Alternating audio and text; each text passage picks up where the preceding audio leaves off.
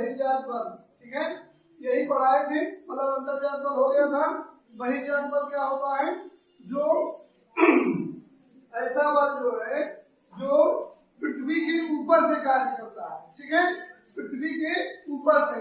अंतर्जात बल कहाँ से कार्य करता है? अंदर से, ठीक है। तो ये ऊपर से कार्य करता है और उसका कार्य क्या है? समतलीकरण करना, ठीक है। अब समतलीकरण क्या है? यानी कि अंतर्जात बल की वजह से जो धरातल में उछावच आ गया है, यानी कि ऊंचा नीचा हो गया है, या भूपटल में जो विरूपण आ गया, उसका रूप बदल गया है, उस रूप को उन्हें उसी जैसा रूप पहले था उसको करना, यानी समतल बनाना। तो बहिर्जात बल क्या है? पृथ्वी के बाहर से कार्य करने वाला बल है, जिसका कार्य है धरातल का समतलीकरण करना, ठीक है। यह अंतर्जात बल के एकदम विरोधी है, टोटल उल्टा कार्य करता है, ठीक।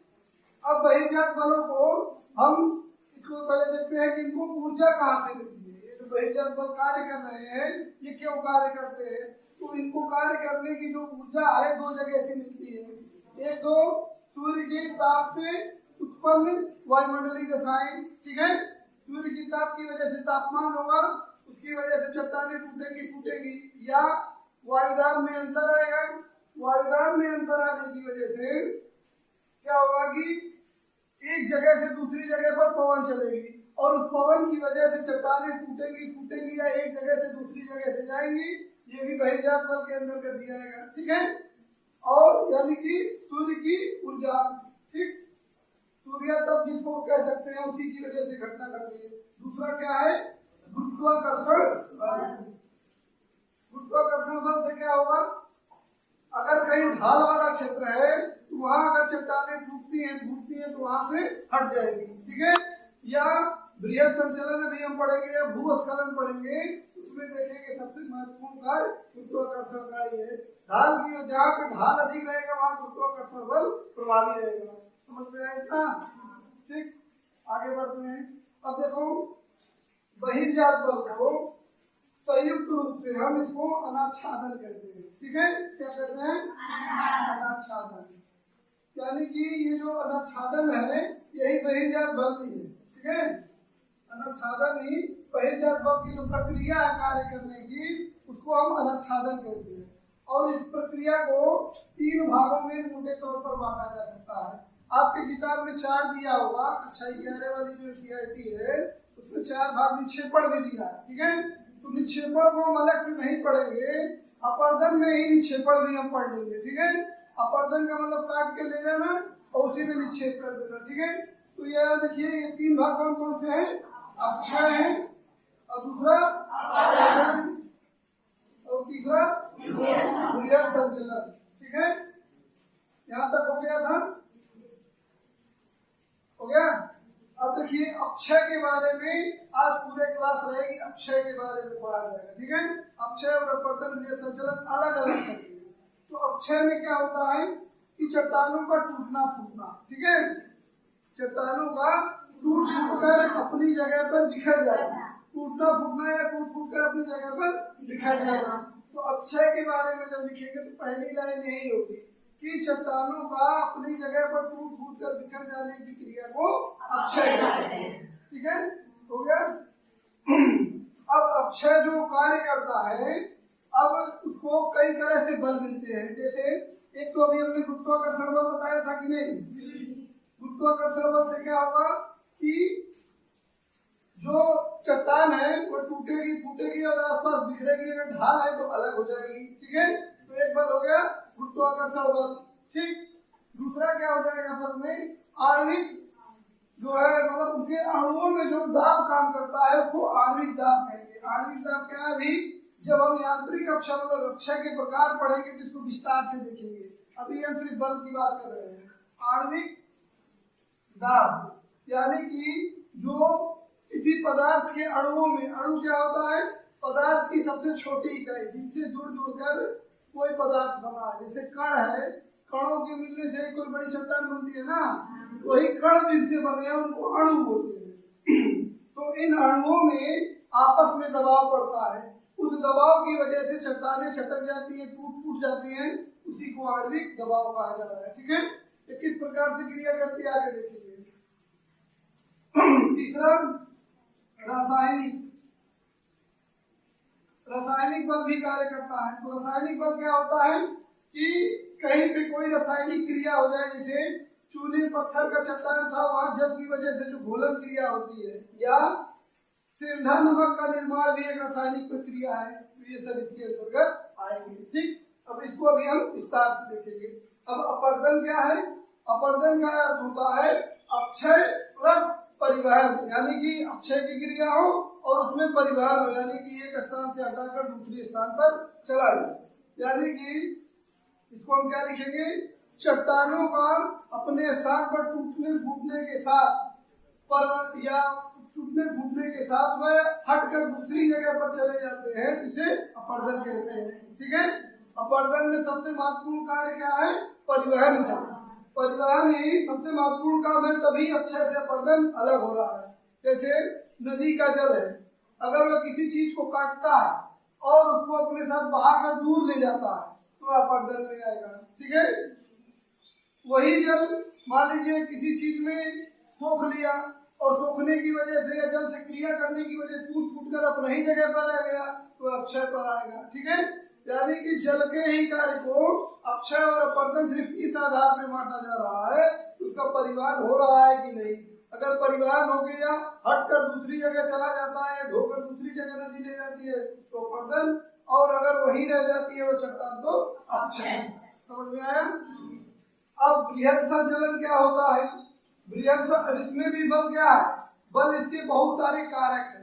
तो इसमें भी गुरुत्वाकर्षण बल एक बहुत बड़ा कारक है। अगर ढाल रहे, मान लीजिए इसमें नदी बह रही है, तो नदी बहने के लिए सबसे जरूरी है कि एक ऊंचा क्षेत्र होना चाहिए। ठीक है, ऊंचा क्षेत्र नहीं रहेगा, अगर समतल रहेगा तो पानी बहेगा नहीं, और वो बहने के लिए जो चीज आकर्षित कर रही है वो क्या है? गुरुत्वाकर्षण बल। ये तो है, अगर गुरुत्वाकर्षण बल ना रहे तो ढाल का कोई मतलब ही नहीं है, तो खसकेगा ही नहीं। समझ रहे हो? इसका बल जो है क्या है? गुरुत्वाकर्षण बल। बृहद संचलन में इसमें क्या होता है? जब कोई ढाल वाली जगह है, जैसे कोई पर्वत है, अब पर्वत पर मान लीजिए मिट्टी का जमाव है या किसी भी चीज का जमाव है, तो वो मिट्टी जो पर्वत की मुख्य सतह है, जो चट्टान है, उससे बहुत अच्छी तरह से नहीं जुड़ पाती है। जब तो वह सरक कर नीचे आ जाएगी। ये किन दशाओं में आएगी नीचे?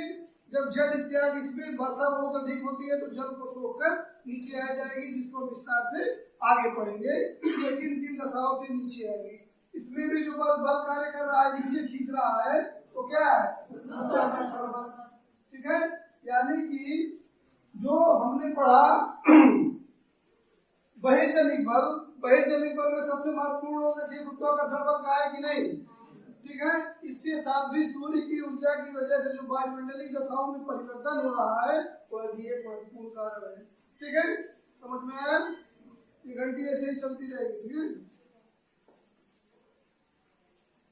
अब देखिए अक्षय के बारे में पढ़ते हैं कि अक्षय क्या है। जो तीनों चीजों पढ़े हैं और उसको विस्तार से पढ़ते हैं। तो अक्षय की परिभाषा समझ में आ गई? ठीक है, अपने मन से नोट्स बना लेना है। अक्षय में मतलब चट्टानों का अपनी जगह पर टूट फूट कर बिखरना।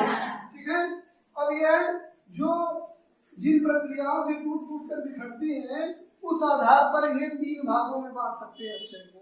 जो टूटने फूटने की प्रक्रिया हो रही है, उन सभी प्रक्रियाओं को तीन वर्गों में विभाजित किया जा सकता है। ठीक है, भौतिक अक्षय पहला, ठीक है, दूसरा रासायनिक अक्षय और तीसरा जैविक अक्षय। ठीक है, अब भौतिक अक्षय को ही हम यांत्रिक अक्षय भी कहते हैं। इसी को हम क्या कह सकते हैं? यांत्रिक। यानी कि इसमें यंत्र वाली क्रिया या दाब इत्यादि के कारण से जब टूट रहा है उसको भौतिक, रासायनिक प्रक्रिया से टूट रहा है तो रासायनिक, और जैविक प्रक्रिया से टूट रहा है तो जैविक। अब देखिए इसमें अंतर क्या है? अब मान लीजिए किसी भी चीज को भौतिक परिवर्तन आता है या भौतिक रूप से टूटता है, ध्यान से सुनना। जैसे किसी चीज को अगर भौतिक रूप से तोड़ा जाए तो उसके कणों में कोई परिवर्तन नहीं आएगा। ठीक है, यानी कि उसके जो कण है वो कण वैसे ही बने रहेंगे। जैसे मान लो लकड़ी है, लकड़ी को हम 20 टुकड़े में बांट दें तो ये भौतिक परिवर्तन है। समझ में आया? लेकिन अगर लकड़ी से वही कार्बन निकल कर कोयला बदल जाता है तो क्या है, रासायनिक परिवर्तन है। यानी कि भौतिक परिवर्तन में रूप का परिवर्तन नहीं होता है, लेकिन रासायनिक परिवर्तन में तत्व परिवर्तित हो जाता है, उसका रूप बदल जाता है। ठीक है, इसमें कार्बन की मात्रा कम है, अरे इसमें कम है कार्बन की मात्रा, इसमें एकदम प्योर कार्बन ही बचेगा, कोयला। जैसे लकड़ी का उदाहरण लेंगे, लकड़ी को कई टुकड़ों में काटेंगे तो भौतिक परिवर्तन, लकड़ी से कोयला बना देंगे तो रासायनिक परिवर्तन। ठीक है, लेकिन कोयले का उदाहरण हम जैविक वाले में भी लेते हैं, क्योंकि ये जैविक तत्वों से बना है जिसमें कभी जीवन था। तो अगर कोई जीवित वस्तुओं से कोई परिवर्तन हो रहा है तो इसको हम जैविक में लेंगे। इसमें कौन कौन आ जाएगा, वनस्पतियां आएंगी कि नहीं आएंगी, वनस्पति के अलावा जानवर आ जाएंगे, जानवरों से जो परिवर्तन चूहों से, और मनुष्य भी इसी में आएगा कि नहीं आएगा, समझ में आया। यानी कि इनकी वजह से जो अगर कहीं चट्टानी टूट हो रही है उसको जैविक परिवर्तन मिलेंगे। यांत्रिक वाले को ध्यान से देखते हैं, इसको विस्तार से पढ़ते हैं। ठीक है, अब शुरू से, यानी कि अब देखते हैं भौतिक अक्षय क्या होता है। भौतिक या किसी बार जाना क्या जी, भौतिक अक्षय। भौतिक अक्षय क्या होता है, चट्टानों का टूट फूट कर बिखरना, लेकिन उनके रूप में परिवर्तन, मतलब आकार में बस परिवर्तन होगा, चट्टान वही की वही रहेगी। पहले बड़ी चट्टान थी, अब छोटी होगी। यानी कि अगर कोई चट्टान में परिवर्तित होते होते कण के रूप में बदल जाए तो उसी को हम भौतिक अक्षय कहेंगे। यह दाब, ताप इत्यादि क्रियाओं की वजह से यांत्रिक बल जब इस पर कार्य करेगा तब यह क्रिया ऐसे होगी। ठीक है, तो भौतिक अक्षय में पहला जो कारक है जल का जमना या पिघलना। ठीक है, जल का जमना या पिघलना, ये क्रिया जब होगी तो चट्टानें टूट सकती है। ठीक है, पिघलना। अब देखिए, अगर कोई ऐसा क्षेत्र है जहाँ पे ठंड का मौसम है, ठीक है, दिन में जब धूप होती है तो वह बर्फ जो है पानी में बदल जाता है। ठीक है, और जब रात में तापमान गिरता है तो वह बर्फ में बदल जाता है। ठीक है, अब मान लीजिए कोई चट्टान है, इसमें कहीं से कहीं दरार पड़ गई, दरार में मान लीजिए जल आ गया। ठीक है, दरार में जल है। अब जल जब रात में जब तापमान कम होगा, रात में तापमान कम होता है कि नहीं, जब ठंड का मौसम हो चाहे गर्मी का मौसम है, दिन की तुलना में रात में हमेशा तापमान कम ही लगेगा। ठीक, तो जब रात में तापमान कम होगा तो जल किसमें बदल जाएगा, बर्फ में। और बर्फ का आयतन जल से अधिक होता है कि नहीं, जब आयतन इसका अधिक होगा तो चौड़ा होगा, चौड़ा होने की वजह से फैलेगा और यहाँ दरारें और चौड़ी हो जाएगी। नहीं समझ में आ रहा है, और चौड़ी होते होते ये रोज वही काम हो रहा है, रोज जल बन रहा है, रोज पिघल रहा है, जल बन रहा है, पिघल रहा है, तो दरारों में जाते जाते चट्टान को दो टुकड़ों में तोड़ देगा कि नहीं। फिर इन्हीं टुकड़ों पे और फिर इसमें जाएगा, फिर छोटे छोटे टुकड़ों में, और हजारों साल में टुकड़े टूटते टूटते कण बन जाएंगे। ठीक है, इतना महीन हो गए कि जैसे मिट्टी के कण हो जाएंगे कि नहीं, समझ रहे हो। और भी प्रक्रिया काम करें, मतलब एक प्रक्रिया ये है जल का जमना और पिघलना। अब देखिए सूर्य तप का प्रभाव क्या पड़ता है, यह प्रक्रिया कहाँ होगी, यह प्रक्रिया होगी मध्य अक्षांशीय क्षेत्रों में या पर्वतीय क्षेत्रों में। मध्य अक्षांशीय क्षेत्र का मतलब जहाँ पे जैसे भूमध्य सागर के ऊपर का जो क्षेत्र है वहाँ ठंड का मौसम, जैसे यूरोप का क्षेत्र है वहाँ पे मिलेगा, या पर्वतीय क्षेत्रों में मध्यम ऊंचाई वाले भागों में जहाँ हमेशा बर्फ नहीं जमी रहती है वहाँ यह प्रक्रिया पाई जाएगी। ठीक है, इसी प्रकार से मरुस्थलीय क्षेत्रों में दो तरह के मरुस्थल होते हैं, एक होता है उष्ण मरुस्थल, एक होता है शीत मरुस्थल। अगर ठंडे क्षेत्रों में कोई मरुस्थल है तो वहाँ भी इस प्रकार की क्रिया पाई जाएगी अगर वहाँ जल पाया जाता है। समझ में आया। अब दूसरा कारण देखिए सूर्य तप, समझ में आएगा बताना। सूर्य तप मतलब सूर्य की गर्मी, सूर्य की गर्मी की वजह से कैसे चट्टानें टूटती हैं। मान लो रेगिस्तानी क्षेत्र है तो यहाँ ताप अधिक होगा दिन में कि नहीं, दिन में ताप बहुत ज्यादा होगा और रात में अचानक से ताप घट जाता है। बताए थे रेगिस्तानी क्षेत्रों में बादल की अनुपस्थिति होती है, इस वजह से दिन में तापमान जब सूर्य की किरणें आएंगी तो कोई रोकने वाला नहीं है, और रात में जब जाएंगी तब भी कोई रोकने वाला नहीं है। यानी कि अचानक से तापमान बहुत अधिक हो जाएगा और अचानक से तापमान बहुत कम हो जाएगा। ये डेली हो रहा है। इससे क्या होगा, जब तापमान बढ़ेगा तो चट्टानें फैलेंगी कि नहीं, फैलेंगी, और चट्टानें फिर ठंडे होने में सिकुड़ेंगी। ये सिकुड़ने फैलने की वजह से चट्टानें चटक कर टूट जाती है। ठीक है, समझ में आया? आवाज बहुत हो रही है क्या? ध्यान नहीं रखना, न समझ में आ रहा हो तो रोक दे। आ रहा है? ब्रेक नहीं ना लेना है। हाँ, ब्रेक लेना हो तो बताना। ठीक है, तो ये क्या हो गया, सूर्य तक। अब देखिए ये समझ में आया, चट्टानों के फैलने और सिकुड़ने की वजह से। तो कहाँ फैलेंगी, सिकुड़ेंगी? रेगिस्तानी क्षेत्र क्या होगा, रेगिस्तान। अब रेगिस्तानी क्षेत्रों में ही सूर्य तप और जल की संयुक्त क्रिया भी हो सकती है। मान लीजिए चट्टान कहीं पे बहुत गर्म है और अचानक से वहां पर बारिश की बूंदें पड़ जाए, चटक जाएगी चट्टान की नहीं? ठीक है, उसकी वजह से यानी सूर्य तप और जल की संयुक्त क्रिया से भी अपक्षय हो रहा है। यहाँ केवल जल की वजह से हो रहा था, या सूर्य तप की वजह से, अब की सूर्य तप और जल की संयुक्त क्रिया से। ठीक है, इसको तीसरा लगा सकते हैं, यानी कि संयुक्त क्रिया है दोनों की। यानी कि गर्मी बहुत बढ़ा दी जाए और अचानक उस पे पानी की बूंदें पड़ जाएंगी, जिसकी वजह से चट्टानें छटक जाएंगी। समझ में आ रहा है?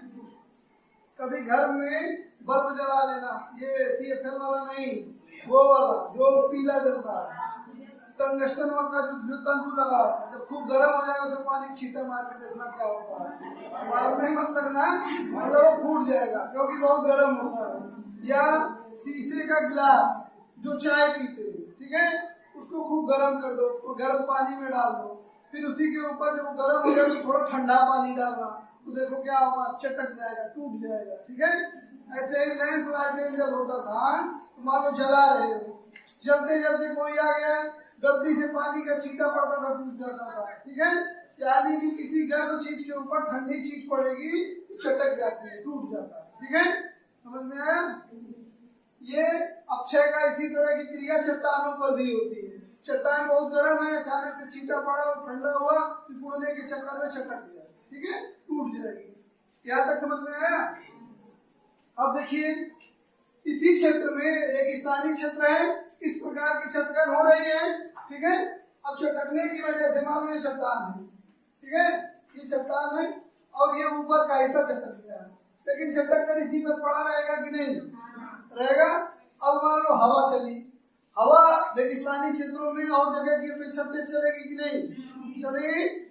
अब ये जो टूटा हुआ क्षेत्र है इसको हटा देगा, ठीक है, टूटा हुआ क्षेत्र हटा देगा, और जो नीचे वाला क्षेत्र है उसके ऊपर इसका दबाव था, इसका दबाव था ना, जब दबाव था तो ये ऊपर आए, जब ऊपर का चीज हट गया तो इस पे दबाव कम हो जाएगा कि नहीं?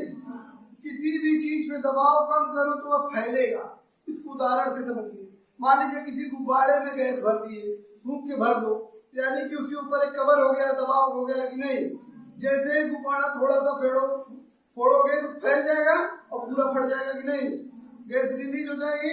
इसी तरह जो है, जब इसके ऊपर से दबाव हट जाएगा तो जो चट्टान बचेगी इस पे दबाव कम होने के कारण क्या होगा? फैलेगा, और फैलने की वजह से चटकन आ जाएगी कि नहीं? चट्टान फैलेगी तो चटक जाएगी, टूट जाएगी कि नहीं?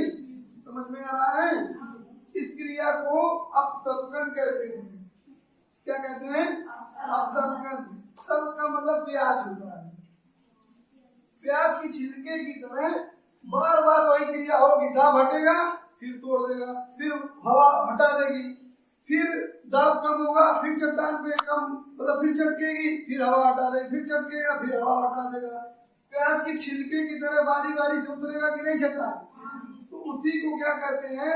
अपसल्कन। ठीक है, सल का मतलब प्याज, उसी से बना है। ठीक है, अपसल्कन। समझ में आया? ठीक है, ये क्या हो गया? भौतिक अपक्षय। भौतिक अपक्षय अभी तक पढ़ा रहे थे, अभी रासायनिक पे नहीं आएगा। अपक्षय के भी 3 प्रकार है ना, ये क्वेश्चन देंगे, लिख के लाना है विस्तार से, 2-3 क्वेश्चन अभी बना देंगे खत्म होने के बाद। तो ये क्या हो गया? भौतिक अक्षय के प्रकार से, भौतिक अक्षय किस प्रकार से कार्य करता है, हो गया कि नहीं, हो गया। अब देखिए रासायनिक अक्षय क्या होता है। अभी तक जो है जितना भी हम आपको बताएं तत्वों में परिवर्तन आएगा। जैसे भौतिक अक्षय में तोड़ते तोड़ते बहुत छोटा कर दिए, लकड़ी या मान लो इसको बोटी बोटी काट दिए, तो जब छोटा टुकड़ा उठाओगे तो उसको लकड़ी कहोगे कुछ और कहोगे, लकड़ी कहेंगे। यानी कि उसकी तत्वों में भी परिवर्तन नहीं आया। लेकिन अगर रासायनिक रूप से परिवर्तन आता है उसका नाम ही बदल जाएगा। जैसे लकड़ी को अगर किसी तरह से कोयला बदल दे तो कोयला कहेंगे नहीं। कोयले में भी अगर ताप दाब के कारण रासायनिक परिवर्तन आता है तो हीरा बन जाएगा। समझ में आ रहा है। यानी रासायनिक परिवर्तन जब होगा तो तत्व ही बदल जाएगा। ठीक। अब देखिए रासायनिक परिवर्तन में क्या होता है, पहली क्रिया होती है इसमें विलयन। विलयन क्या होता है कि मान लो कहीं पे जल जाए और किसी चीज को ऐसी घुलनशील पदार्थ है जैसे नाइट्रोजन पोटेशियम जो खाद में डालते हैं, खाद गल जाता है कि नहीं, गल जाता है। और ये सब चट्टानों से प्राप्त किया जाता है तत्व। तो अगर ये तत्व किसी चट्टान में है और वहां पे जल पहुंच रहा है उसको अपने साथ घुला लेगा कि नहीं, घुला देगा, तो इसको क्या बोलेंगे, विलयन। यानी कि इसको अपने साथ घुला के हटा दे रहा है, समाप्त कर दे रहा है, अपने मिश्रित कर ले रहा है। ठीक है। तो ये विलयन की वजह से अब मान लो किसी चट्टान में थोड़ा सा नाइट्रोजन पोटेशियम है, उसको निकाल दिए तो जगह खाली हो जाएगी, तो चट्टान भंगुर होकर टूट जाएगी कि नहीं, टूटेगी। तो समझ में आया, एक क्रिया हो गया पहला विलयन। जो नहीं समझ में आएगा पूछ लेना। ठीक है। दूसरा कार्बनीकरण। कार्बनीकरण को कार्बोनाइजेशन बोलते हैं। कार्बनीकरण क्या होता है, ये चूना पत्थर वाले क्षेत्रों में होता है। जब जल कार्बन डाइऑक्साइड के साथ मिलती है तो अम्ल बना देती है। ठीक है। तो वह अम्ल जो है चूने के साथ जब क्रिया करता है तो चूने पत्थर वाले चट्टानों को गला देता है। धीरे धीरे गला के तो कई तरह की गुफा का निर्माण करेगा और भी कई तरह की संरचना। जैसे मान लो कोई चूने पत्थर का एक क्षेत्र है, ठीक है, इसके ऊपर ऐसा नहीं चूना दिखेगा। अगर चूना दिखेगा तो हर जगह बराबर गलेगा। लेकिन मान लो कोई चूना पत्थर का क्षेत्र है, यहाँ मिट्टी के ऊपर हल्की परत है, मिट्टी, ठीक है, मिट्टी की परत आ जाएगी क्योंकि वो कई सालों से वहां धीरे धीरे वनस्पति आया उड़ के मिट्टी की परत आ जाती है। अब मान लो जल आ रहा था, यहाँ मान लो मिट्टी की परत कट गई। ठीक। अब यह जल क्या होता है, मान लो ऐसे बह रहा था, अब यहाँ ये मिट्टी की परत कट के चूना आ गया। ठीक। चूने से जैसे ही संपर्क में आएगा ये जल क्या होगा, गला देगा कि नहीं, गला देगा। अब गला गला के छेद कर देता है। ये मान लो पूरी चट्टान थी, छेद कर देगा और अब यह पानी नीचे नीचे बहेगा। ठीक है। जहां तक मान लो कोई यहाँ कठोर चट्टान आ गई, जब तक ये कठोर चट्टान नहीं आएगी तब तक नीचे घुलाता रहेगा। जैसे कठोर चट्टान आ गई, मान लो ग्रेनाइट आ गया या कोई और चट्टान आ गई जो पानी में घुल नहीं सकती चूने की तरह, तो क्या करेगा, इसी पे रुक जाएगा और नीचे नीचे अंदर अंदर घुलाएगा कि नहीं, घुला के ये गहरा कर देगा, गुफा बन जाएगी कि नहीं। तो बहुत सारे मानव आश्रय जो गुफा होते थे, जैसे एक झारखंड में है गुफा, क्या नाम है उसका, नाम नहीं याद आ रहा है, वो ऐसे ही चूने पत्थर का, ठीक है। तो चूने का मतलब ऊपर पर्वत था, पूरा पर्वत है, बीच में चूने की परत थी। अब ये चूने की परत गल गई, ये गुफा बन जाएगा कि नहीं। ऊपर पर्वत है, बीच में रहने के लिए तो मानव आश्रय के रूप में काम करते हैं। पहले जब मनुष्य घर नहीं बनाता था, पाषाण काल पढ़ाए थे ना, तो उस समय गुफाओं में रहना शुरू किया कि नहीं। ये गुफाएं ऐसे भी बनती है। एक तरीका ये है, और भी तरीके हैं, मतलब चूने पत्थर वाले क्षेत्रों में जल जो है चूने को घुला देता है, उस क्रिया को क्या कहते हैं, कार्बनीकरण। समझ में आया। इससे जो है देखो चूना पत्थर कई सारे तत्वों में बदल जाता है, जिप्सम में बदल जाता है, खड़िया में, ये जो चाक से लिख रहे हैं क्या है, खड़िया है ना, तो ये इसी क्रिया से बना हुआ, चूने से ही बना हुआ, चूने का ही तत्व है। लेकिन इसमें रासायनिक परिवर्तन आ गया है, इस नाते इसका नाम चूना नहीं रह गया, इसका नाम क्या हो गया, खड़िया हो गया, चौक हो गया। ठीक है, समझ में आया। रासायनिक परिवर्तन कौन सा, कार्बनीकरण। अब देखो एक और क्रिया है जल योजन। जल योजन क्या होता है, जल का सोख लेना। कोई ऐसी चट्टान है जो जल को सोखती है, जैसे मिट्टी ये सोख लेती है कि नहीं। मान लो बरसात के समय चल रहा है, नाली बनाने वाले हम लोगों किसी समय बनाते हैं, मिट्टी इसको काट देते हैं, मान लो नाली बना रहे हैं, ठीक है। अब नाली बना रहे हैं, दोनों तरफ की कच्ची मिट्टी है, बीच में पानी बह रहा है। अब मान लो बारिश ज्यादा हुई, ये पूरा भर जाता है। मान लो ये नाली थी, भर गया, नाली बनाए, देख में पूरा जल भर गया। अब धीरे धीरे अगल बगल वाली चट्टान सोखती है कि नहीं, फिर अचानक पता चलेगा कि फट के गिर गया। देखिए ये क्या है, जलयोजन है। जल को सोख लिया तो भी जलयोजन का ही उदाहरण है। जल को अगल बगल वाली मिट्टी सोख ली और उसको सह नहीं पाई और गुरुत्वाकर्षण के कारण उसी में गिर गई, ठीक है। या इसी प्रकार की क्रिया और भी कई चट्टानों में हो सकती है, जहाँ कोई घुलनशील पदार्थ है इसके साथ घुल के फिर बाकी चट्टान उसी में गिर जाए। जलयोजन क्या है, सोखना, मतलब जल का सोखने की जो क्रिया है उसकी वजह से जो परिवर्तन आता है उसको जलयोजन कहते हैं। इससे जो है कक्षा 9 में पढ़ाए होंगे पीली मिट्टी का निर्माण और लाल मिट्टी का निर्माण। तो लाल मिट्टी का जो निर्माण होता है तो कैसे होता है, ऑक्सीकरण से होता है। लोहे वाली चट्टान में जब जंग लग के टूट जाती है, मान लो लोहा पानी से क्रिया करेगा तो जंग लग जाता है नहीं, इसको मूर्छा कहते हैं। मूर्छा लग गया, जंग लग गया। जंग लगने की वजह से धीरे धीरे मानो किसी चट्टान में लोहे से ज्यादा युक्त पदार्थ है, ठीक। अब वह पदार्थ इसी कारण से जल के संपर्क में आता है, जंग लग के धीरे धीरे वह टूटेगा, क्षय हो जाता है लोहे का, ठीक। तो वह कई सारे छोटे छोटे कणों में बदल जाएगा। चूंकि लोहा है और जंग लगेगा तो जंग का रंग कैसा होता है, लाल। जो मिट्टी बनेगी, जो कण बनेगा वो कैसा होगा, लाल। यानी ऑक्सीकरण की प्रक्रिया कहीं न कहीं लाल मिट्टी के लिए जिम्मेदार है कि नहीं। और ऑक्सीकरण क्या है, लोहे के साथ जल की क्रिया, यानी कि ऑक्सीजन की क्रिया हो रही है। जल आता है और ऑक्सीजन से क्रिया करके लोहा कई सारे टुकड़ों में टूट जाता है। इसी टूटने की क्रिया को ऑक्सीकरण कहते हैं, ठीक। अब यही जब कोई मिट्टी लोह युक्त हो और लंबे समय तक पानी में भीगी हो, लंबे समय तक पानी में डूबी हो, तो लोहे का जो लाल रंग है, लाल से थोड़ा सा पीला हो जाता है। तो यानी जलयोजन, यानी पानी में डूबना ही हुआ, तो जो सोखना हुआ वही पानी में डूबना हुआ। डूबने की वजह से, जलयोजन की वजह से पीली मिट्टी बनी, ठीक। और ऑक्सीकरण की वजह से कौन मिट्टी बनेगी, लाल मिट्टी। समझ में आ रहा है। अब देखिए ये हो गया आपका रासायनिक, ठीक है।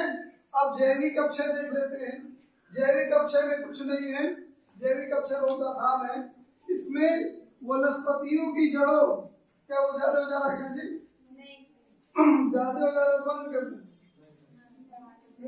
अच्छा रुको 5 मिनट और पढ़ाएंगे, बतियाया जाएगा तो समझ पूछा भी जाएगा ना। तो देखो जैविक अक्षय क्या कह रहे हो जी, क्या कह रहे हो, बंद कर दे। अच्छा वीडियो पढ़ाने के बाद बंद कर दे क्या, हाँ एक टॉपिक पढ़ा बस, थोड़ा सा है। अब देखो जैविक अक्षय, ठीक है। जैविक अक्षय क्या होता है, जो जीवित वस्तुएं उनकी वजह से जो अक्षय होगा उसको जैविक अक्षय बोलेंगे, ठीक है। जैसे जीवित वस्तुओं में सबसे पहले क्या है, वनस्पतियां है कि नहीं, ठीक है, वनस्पति हो गई। दूसरा क्या हो गया, कई सारे के जीव, मतलब जंतुएं हो गए, जंतु की वजह से भी हो सकता है। और तीसरा मनुष्य भी एक प्रकार का जंतु ही है, समझ लो, ठीक है। तो वनस्पतियों की वजह से कैसे अक्षय होता है, मान लो जैसे अपने तुम घर पे देखे होगे, कहीं दीवार में ही पता चला पीपल का पेड़ निकल गया, हो जाता है नहीं, हमको काटना पड़ता। मान लो नहीं काटा गया तो वह पूरे छत को गिरा देगा, तोड़ के कि नहीं गिरा देगा। इसी तरह जब किसी चट्टान पर वनस्पतियां इस प्रकार की उग जाएंगी, उनकी जड़ों के जकड़न की वजह से चट्टानें टूट फूट के बिखरेगी कि नहीं, कुछ तो संरक्षित रह जाएंगी और कुछ अगल बगल की वजह जहाँ जहाँ उसकी जड़ें जाएंगी उसको चौड़ा कर देंगी, तोड़ देंगी नहीं। तो इसको जैविक अक्षय कहेंगे, ठीक है। वनस्पतियों से जंतुओं में कौन जंतु आएंगे, जैसे चूहा, चूहा अगर मिट्टी को कूद रहा है या कहीं पे बिल बना रहा है तो उसकी वजह से अक्षय होगा कि नहीं? वो चट्टान या मिट्टी टूट रही है कि नहीं दानों में? या इसी तरह केचुआ भी क्या है, मिट्टी को उलटता पलटता रहता है। ठीक, तो ऐसे बहुत सारे जीव जंतु हैं जो चट्टानों को तोड़ेंगे और उसी में कूद कर उसको तोड़ते रहते हैं। ठीक, और मनुष्य से बड़ा तो कोई जैविक अक्षय करता नहीं है। मान लीजिए फावड़ा लेके खेत में चले गए तो भी जैविक अक्षय है, हल चला रहे हैं तो भी एक प्रकार का जैविक अक्षय है। अब हम खनन कर रहे हैं, कई चट्टान तोड़कर सीमेंट बना रहे हैं तो भी इसी में आएगा कि नहीं? यानी कि जैविक अक्षय में उन तत्वों को शामिल किया जाता है जो जीवित तत्वों से जब अक्षय होता है। ठीक है, तो लिखेंगे जैविक अक्षय आ जाए, मान लो लिखने को तो क्या लिखोगे? जैविक अक्षय की वह प्रक्रिया है जिसमें जीवित तत्वों के द्वारा या सजीव तत्वों के द्वारा अक्षय की प्रक्रिया संचालित की जाती है। ठीक है, इसमें वनस्पतियां, जंतु और मनुष्य प्रमुख है। अब फिर वनस्पतियां कैसे करते हैं, जंतु कैसे करते हैं और मनुष्य कैसे करते हैं, इनको बारी बारी से लिख देना है। इसी प्रकार से रासायनिक अभिक्रिया वाला भी लिख देना है बारी बारी से। ठीक है, तो लिखने का भी तरीका धीरे धीरे सीखते रहना है। ठीक।